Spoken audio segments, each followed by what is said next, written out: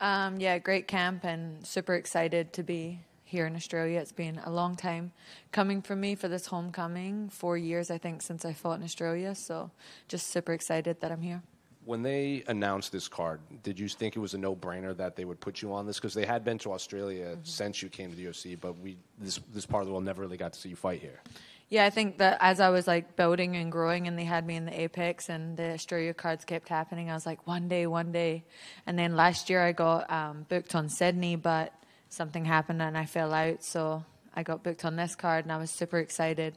Then I lost my opponent and I was like, oh my God, am I never going to fight in Australia in the UFC? So a little stressful for a minute, but grateful that Luana took the fight and I'm still here. Well, Luana, like you mentioned, she's on a bit of a run in the UFC, and she's very popular now. So, is this even just a better case scenario, like a bigger named opponent, and more eyes on you here in Australia?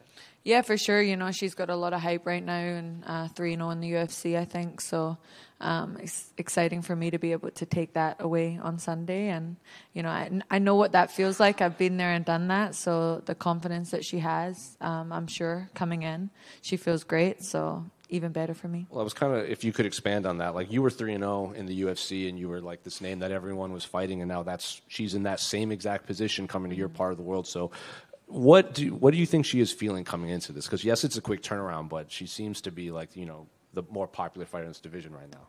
Yeah, she'll be feeling like pretty confident, I'm sure. You know, she just got a big finish and everything. So I'm sure that she's riding a wave of positivity, but I feel good too, and she has to get in there and fight me at the end of the day, so we'll see what happens on Sunday. And then after your last performance, you posted something on Instagram that you just, during the fight, you just couldn't do what you were doing in camp. You said it was a good camp even in your last fight. So did you have to adjust anything just mentally coming into this so you don't feel like that again?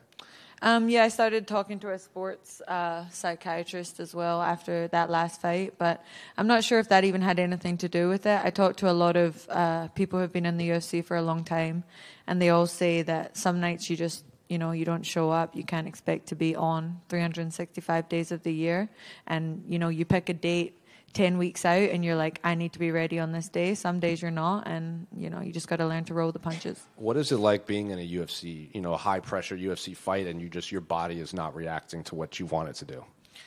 It's kind of weird, but to be honest, like when you're in the cage, you kind of drown out all the noise, so it does just feel like something weird is happening. But I guess there's just a lot of people watching, and then once everything's happened, the fight's over and you're leaving, you're like, oh wow, there was actually a lot of people here that just saw that happen. So yeah. And then two quick ones for me unrelated to this fight, but November 1st they're going to implement those new rule changes with the 12-6 elbows and the new definition of grounded opponent. I'm curious, did you hear about these rule changes, and what do you make of the new rule changes?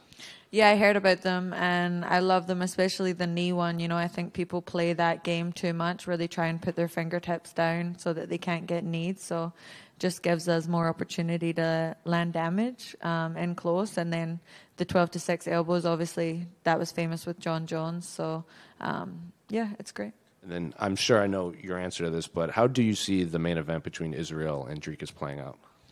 I'm obviously rooting for Israel being here in Australia. You know, I would love to see him get the win in front of a relative home crowd and get that belt back. Casey, just over here to your left. This is your first camp, not at Xtreme Couture in Las Vegas, I guess. What was the thought process behind that? Yeah, I just wanted to get a fresh set of eyes, I guess. You know, I think when nothing's broken, you don't fix anything. So just now that I had a couple of losses or setbacks, just look back and evaluate myself and things that I could do differently, and just get a couple of different opinions as well from people that I know have great fighters and that I trust.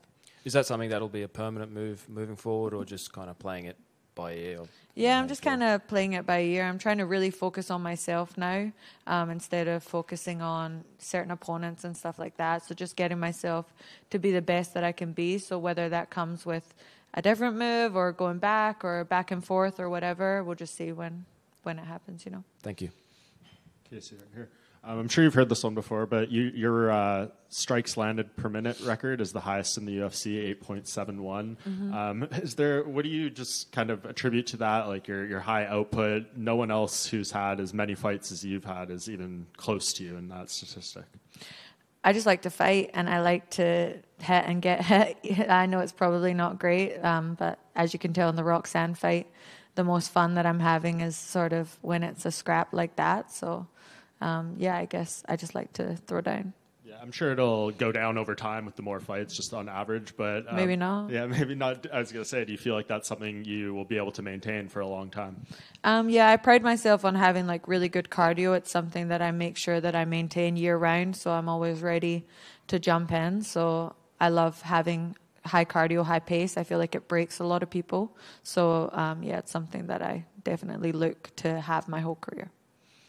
And Casey, you have obviously your Scottish roots, Scottish flag, training in America, but you did a lot of your time in Australia. Can you talk about how important fighting in front of Australians are and kind of getting the love from Australia? Yeah, so like my whole MMA career has been here in Australia pretty much. My whole amateur career was here. I started MMA here, put everything together here, and then had my first 4 professional fights here in Australia. So going to the live events before I was in the UFC, it was always my goal to be in the UFC one day and fight here in Australia. So very excited that it's here. And obviously the regional promotion you came up in is on this weekend as well. Is it important to kind of go back to your roots to see where you came from to obviously the sort of star you've become now?